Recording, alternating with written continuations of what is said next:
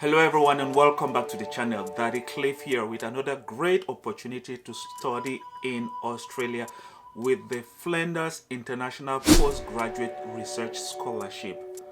This is a very great opportunity for you to get to study in Australia. Without taking too much of your time, let's get to my computer and look at the details of this scholarship. But first, before we get into that, please, if you know you've not yet subscribed, why not begin by hitting that subscribe button and then make sure you turn on all notifications. On this YouTube page, there are many other scholarships like the AMA Plus scholarship to study in South Korea. There is the Kai scholarship to study at Korea Institute of Science and Technology in South Korea. There is the DAD scholarship. There is another opportunity to study in Australia. That is the Graduate Research Scholarship at University of Melbourne, Australia. This is the Scottish Power Scholarship to study in the UK. There are a host of scholarships on the channel that you might want to watch. This is another one, the Australian Awards. So go through the channel, you might find something that is of interest to you. That being said, let's get back to the business of the day, which is the Flinders International Postgraduate Research Scholarship. But first, before we get into that, the first thing is English requirement, because I know this is a problem that many people have whenever they want to apply to study in any of the English speaking countries. What are the requirements for English proficiency? The first one is that if you go to this document that is open on English language proficiency requirement for HDR candidate, if you go down to number 3, minimum requirements 3.1, Masters by Research degree, PhD, professional, doctorate and higher degree. They say A, the applicant's first language is English. B, the applicant has successfully completed their prior qualification study in English, i.e. the applicant has an Australian tertiary qualification at or 2, an equivalent tertiary qualification taught in English in a country where English is the official or main language spoken, which means you can go to your university if you know you studied in English and get an English proficiency document to prove that in this university the medium of instruction is English. That will help you in your application. That is okay. Or if you know you did not do your studies in English, that is where you would have to take one of the tests. Maybe, for example, you have to take IELTS, you would have to take TOEFL down here, and then you have a host of other qualifications down here that you might want to look before you apply for this program. That being said, let's get back to the business of the day, looking at the details of the scholarship. Now, the title is Flinders International Postgraduate Research Scholarship. What does it mean by postgraduate research scholarship? That is to say that you would have to do a lot of research for this scholarship program. For example, it's not like for other masters or PhD where you go to class, you attend classes, you attend lectures, and then take tests. You would probably have to do that, but the difference is that you would have to do a lot of research.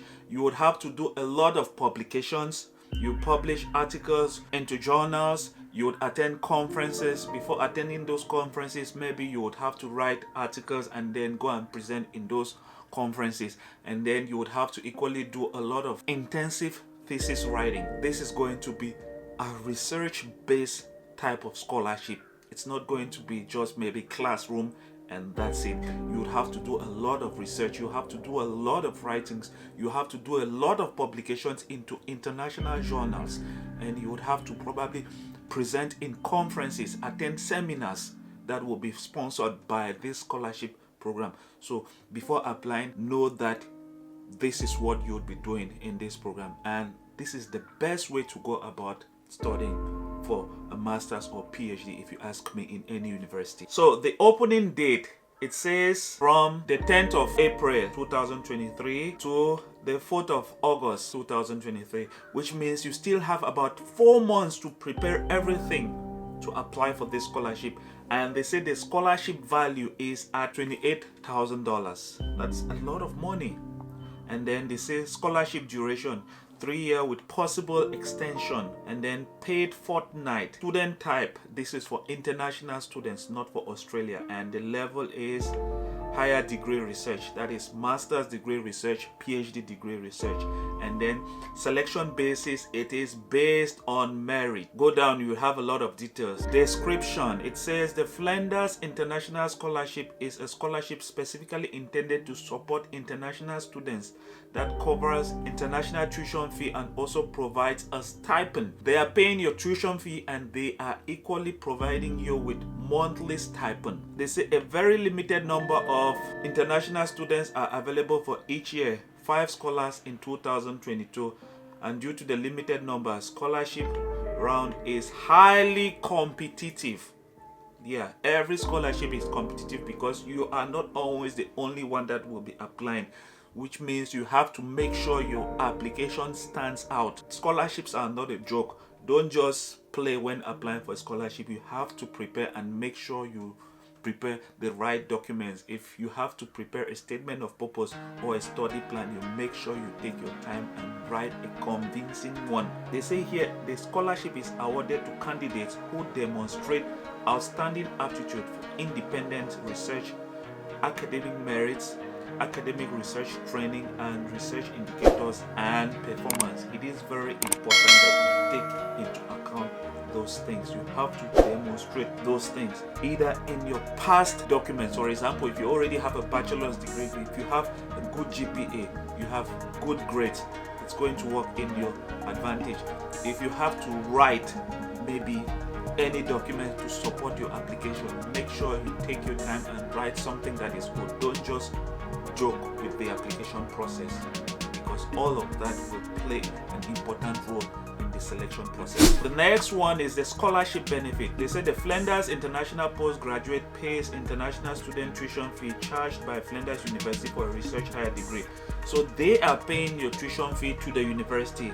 They say in addition, a stipend provides the recipient with a generous living allowance paid at the rate of 33,000 per annum rate. It is tax exempt and indexed annually, which means per annum you would have to divide 33,000 by 12 months, and then you know how much you'll be receiving on a monthly basis. Students who move from Adelaide from overseas is eligible for an establishment allowance after arrival at Flinders of up to $1,485 to assist with relocation costs and airfare, provided receipts can be produced by the students. That is huge.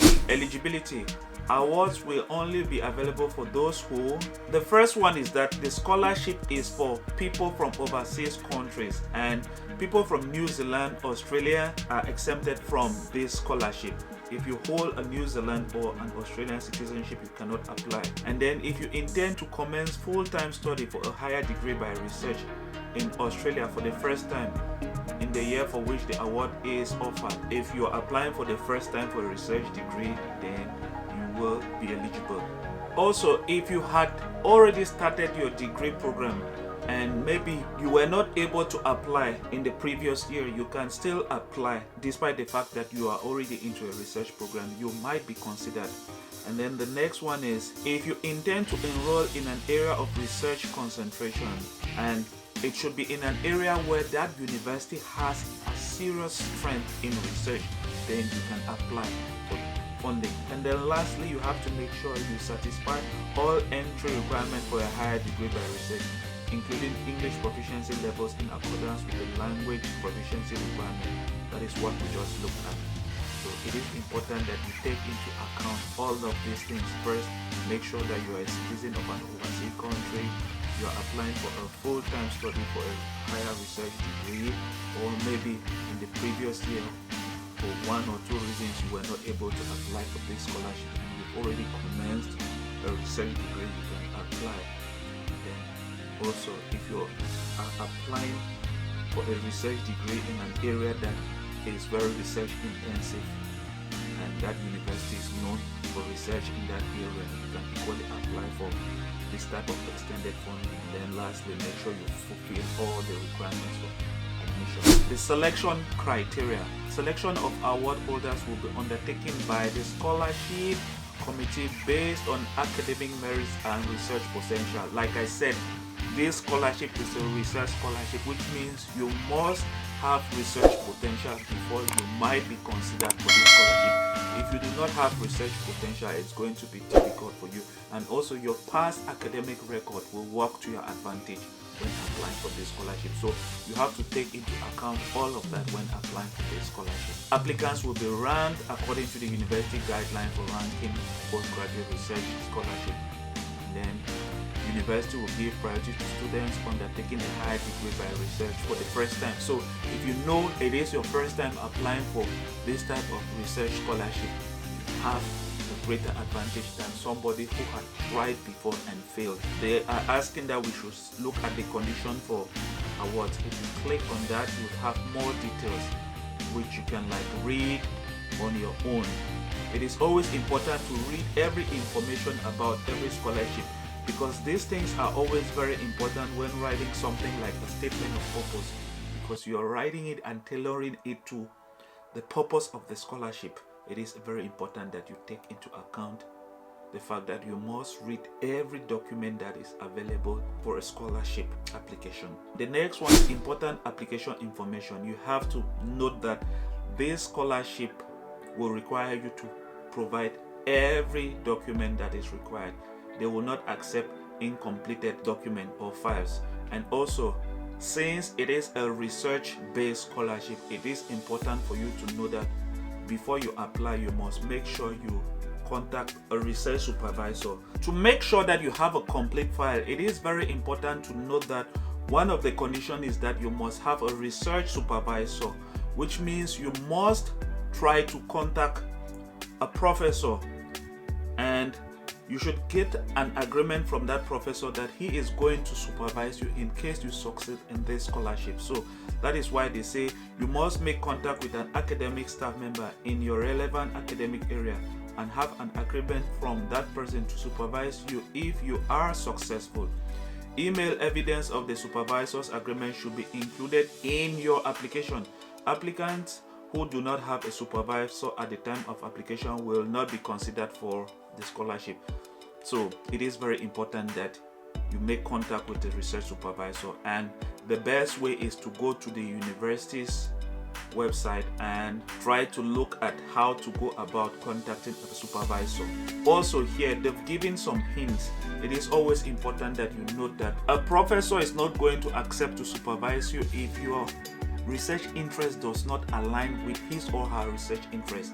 For example, they've said here, you are more likely to be successful in securing a supervisor if your area of research interest falls within a Flinders University research area. So you have to take your time, look at the different research areas. For example, these are research areas: biological science, business, chemical and physical science.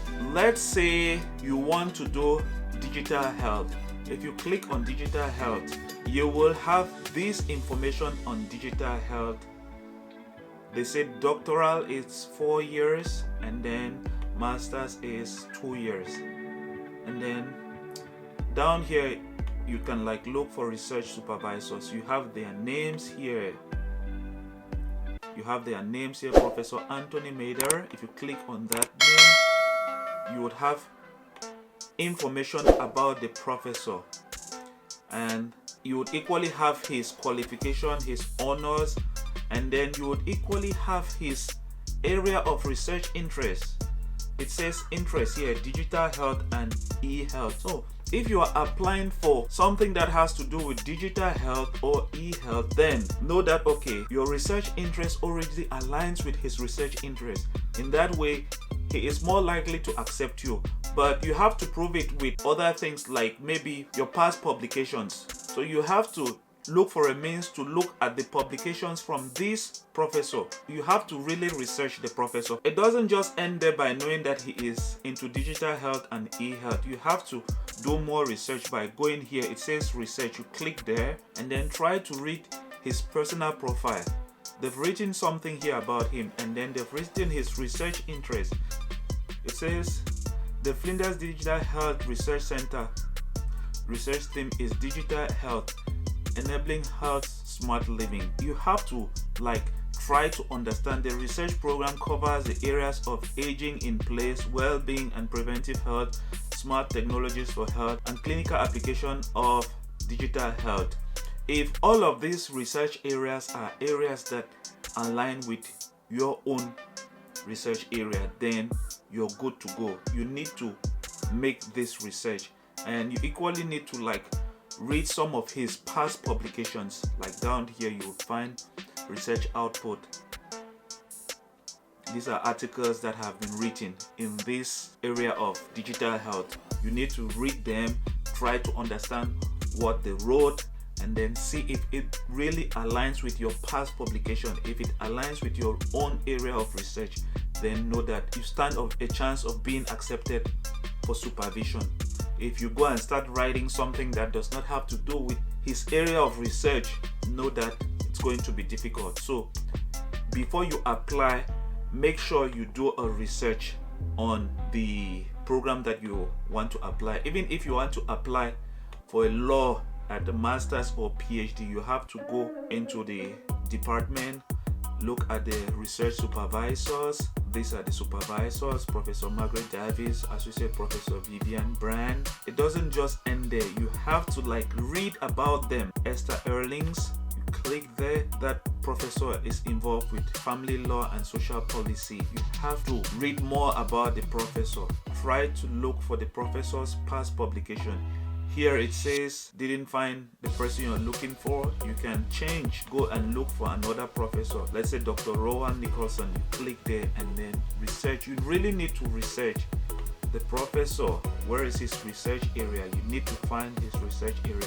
So if you come here to research, you would probably find some of his publications and his area of research. You need to really read. These are his research output. Cases about Australian court and tribunals concerning questions of public international law, 2019. You have to read, you have to research on the professor, so that when you're writing the professor knows that this person has taken some time to know me before asking me to supervise him or her. Don't just write them without trying to make them understand that you've really taken the time to research about them. That's the best way to go about getting a supervisor. And then the other thing is that you must include up to 5 of your publications, each accompanied with a completed cover sheet. Publication without cover sheets will not be considered. Publications are used to judge the quality of your previous research in the area that you intend to study at Flinders University. Applicants with more than 5 publications should consult with their Flinders University supervisor to select the best 5. Explain briefly why these 5s were chosen. Do not provide more than 5 publications. Additional publication may be noted on your CV or a separate list. Cover sheets are not required for publication listed on the CV but not included among the top 5. So it is very important to know that you must have had past publication, because this is a research scholarship. If they are giving you the scholarship, they have to be certain that you are good at doing research. You must provide publication. And then they say the publication should not be more than 5 years. Your publication should be in English. Include only the ones that are in English. Then you have to provide certified copy of all university transcript. You equally have to provide a research proposal. You must include a research proposal of approximately 500 words in length, outlining the problems, hypotheses or questions, and the methodology or approach of your future research. It is very important. This one never fails. Academic referee reports. They say complete section A of 2 copies of the academic referee confidential report form and forward them to 2 appropriate referee of your choice. So you have to choose people that you think might give you a reference letter or recommendation letter, and if possible, inform them. And they should also be able to judge your research potential. So it is very important that you talk to them about your personal and professional life, because maybe after graduation you've worked, and it is important to know that university teachers or professors go through a lot of students. In most cases you might have to remind them about certain things about you because they might have forgotten. So you have to try to tell them what you think might be of benefit to you, what you think might help you in the application. So talk to your references. Talk to people you want to recommend you about what you think you might want them to add in your recommendation letter so that it will help you get the scholarship. Do not be shy to talk to your past professors if you're asking for recommendation, because this is a scholarship. If they can give you a good recommendation, it gives you a better chance of getting the scholarship. So do not be shy of talking to them. They've stated it there also. If possible, the referee should have an informed personal and professional knowledge of your academic ability, because like I said, professors go through a lot of students. They cannot remember everything about their students. The students have to remind them. So you would equally have to provide a CV outlining your work experience or research experience, and a full list of cited publication should be included in your publication. Format and language. All documents must be uploaded via the application portal and should be in English. So there is an application portal. Please name all documents with your family name and document name. For example, name, transcript name, publication number. Very important. How do you apply? They say to apply for an AGRTPS and FIPRS, you will need to first submit an application for admission to a higher degree by research, that's Master or PhD of Arts by research, followed by an application for the International RHD Research Group. And they say here that if you've already had an offer, you do not need to apply the second time. They say to apply for admission, international applicant, apply via study link, and details about international admission can be found on this link. So it is important that you read this on your own.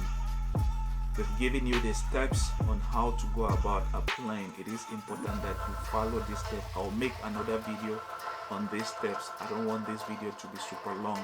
Normally you will have to create an account and then apply online. So it is very important. And then the next thing is, so it is important to know that you have to first apply to the university for admission, and then now you apply for scholarship. That is the process.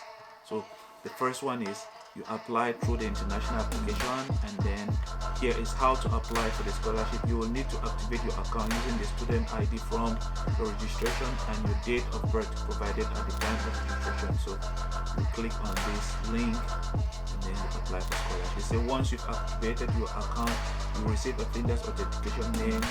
You can then submit your application for International HDR Scholarship Group. So that's the process. Select student's name.